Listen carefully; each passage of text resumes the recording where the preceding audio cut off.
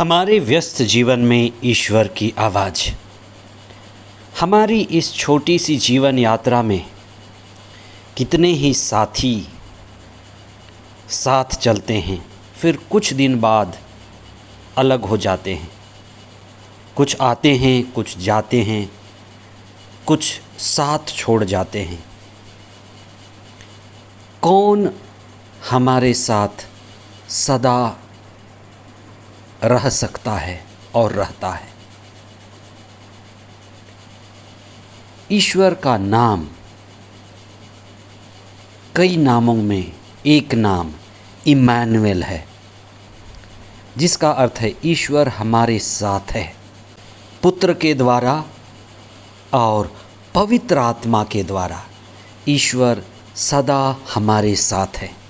इस पर आज हम विशेष चिंतन करें। पास्का का 6वां सप्ताह 27 मई 2025 मंगलवार।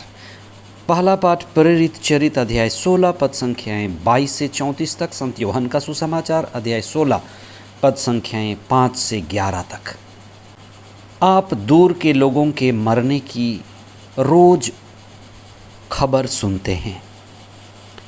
कभी कभार यदा कदा आप अपने रिश्तेदारों या घर के निकट संबंधियों के गुजरने की बात सुनते हैं। इस संसार में कौन सदा हमारे साथ रहने वाला है? क्या माता पिता सदा हमारे साथ रहने वाले हैं? नहीं। क्या हमारे भाई बहन सदा हमारे साथ रहने वाले हैं? नहीं। मित्र दोस्त जो कई बार हमें घेरे रहते हैं, सदा हमारे साथ रहने वाले हैं? नहीं। क्या ये हमारा शरीर, हमारा मन, ये सुंदर संसार जिस पर हमारा ध्यान आसक्त रहता है, सभी संसाधन, मकान, दुकान, कार, क्या ये सदा हमारे साथ रहने वाले हैं? नहीं। पवित्र आत्मा, ईश्वर की आत्मा जो सदा हमारे साथ रहने वाला है, क्योंकि हमारा असली स्वभाव आध्यात्मिकता का है। आज हम इस पर चिंतन करें। पास्का के 6वें सप्ताह में हम पेंतेकोस्त के बहुत करीब हैं और हम पवित्र आत्मा के आगमन की तैयारी करते हैं। शास्त्र के पाठों के द्वारा प्रेरितों के क्रियाकलाप, जिसमें पवित्र आत्मा की उपस्थिति और पवित्र आत्मा के क्रियाकलाप की चर्चा हमें सुनाई जाती है। ईसा अपने शिष्यों के साथ 40 दिन रहे और उन्हें उत्साहित करते रहे, पवित्र आत्मा के बारे बताते रहे और पवित्र आत्मा के आने की तैयारी के लिए जो प्रेरितों को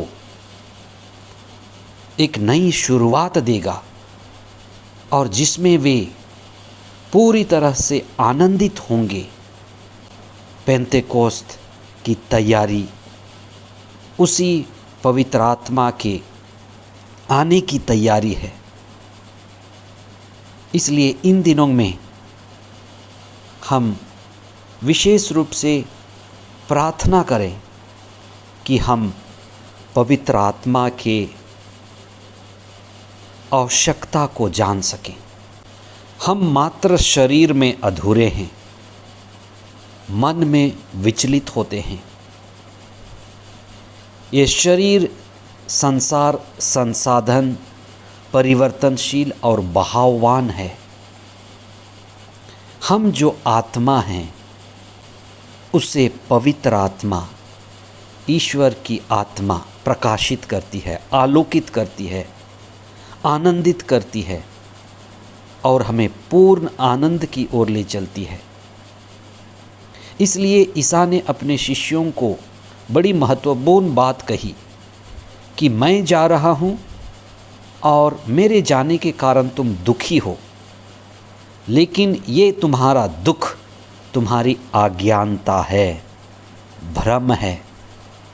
क्योंकि जब मैं जाऊंगा तो पवित्र आत्मा आएगा जो सदा तुम्हारे साथ रहेगा।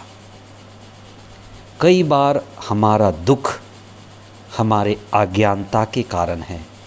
कई बार हमारा शोक हमारे अधूरे ज्ञान के कारण है। कई बार हमारे दुख, तकलीफ़ और शोक हमारे अंधविश्वास और अल्पविश्वास के कारण है। ये समय है पवित्र आत्मा के आगमन की तैयारी का, जो पवित्र आत्मा हमें दृढ़ करेगा। मसीहियों को दृढ़करण संस्कार दिया जाता है, जिससे वे आत्मा के उपस्थिति में, आत्मा के संगति में, आत्मा के संचालन में, आत्मा द्वारा आनंदित होकर के जिएं। इसलिए मसीही वही है जो आत्मा के द्वारा संचालित और आनंदित है। हम इन दिनों में पवित्र आत्मा के अभिषेक के लिए, पवित्र आत्मा के आगमन के लिए और पवित्र आत्मा के द्वारा संचालित होने के लिए विशेष प्रार्थना करें। हर व्यक्ति, हर समुदाय, सारा संसार ईश्वर के उपस्थिति से, पवित्र आत्मा के सानिध्य से आनंदित हो सके, हम इसके लिए प्रार्थना करें। आमीन।